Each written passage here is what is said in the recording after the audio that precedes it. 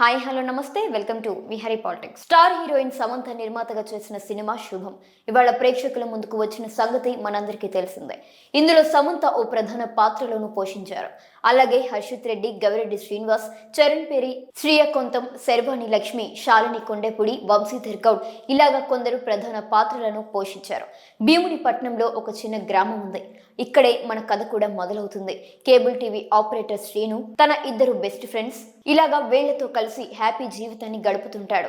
కానీ వాళ్ళ భార్యలు శ్రీవల్లి, ఫరీదా, గాయత్రి వీళ్ళకి సీరియల్స్ అంటే బాగా పిచ్చి. అయితే జన్మ జన్మల బంధం అనే పేరు వినిపించగానే వీళ్ళ కళ్ళల నుంచి రక్తం వస్తూ ఉంటుంది. ఆ సమయంలో ఎవరైనా వారికి అడ్డుపడినా సరే అలాంటి వాళ్ళ ప్రాణాలను కూడా తీసే రకాలు వీళ్ళు. ఈ సీరియల్ పిచ్చితో శ్రీను గ్యాంగ్ జీవితం మొత్తం తలకిందులవ్వడం, అశాంతి లేకపోవడం, టెన్షన్స్ ఇలాగా ఇంకేమీ మిగలకుండా పోయాయి. ఇప్పుడు ఎంట్రీ ఇస్తుంది మాయామాత. ఈ మంత్రాల మాత మామూలుది కాదు.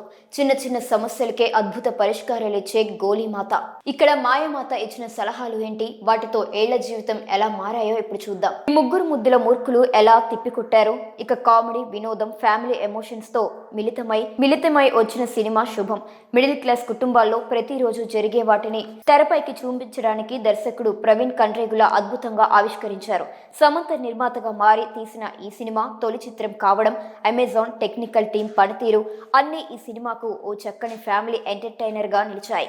అయితే లాజిక్లు వద్దు, కానీ 2 గంటల ఈ శుభం సినిమాను తప్పక థియేటర్లలో చూడాల్సిందే అని చిత్ర బృందం పేర్కొంది.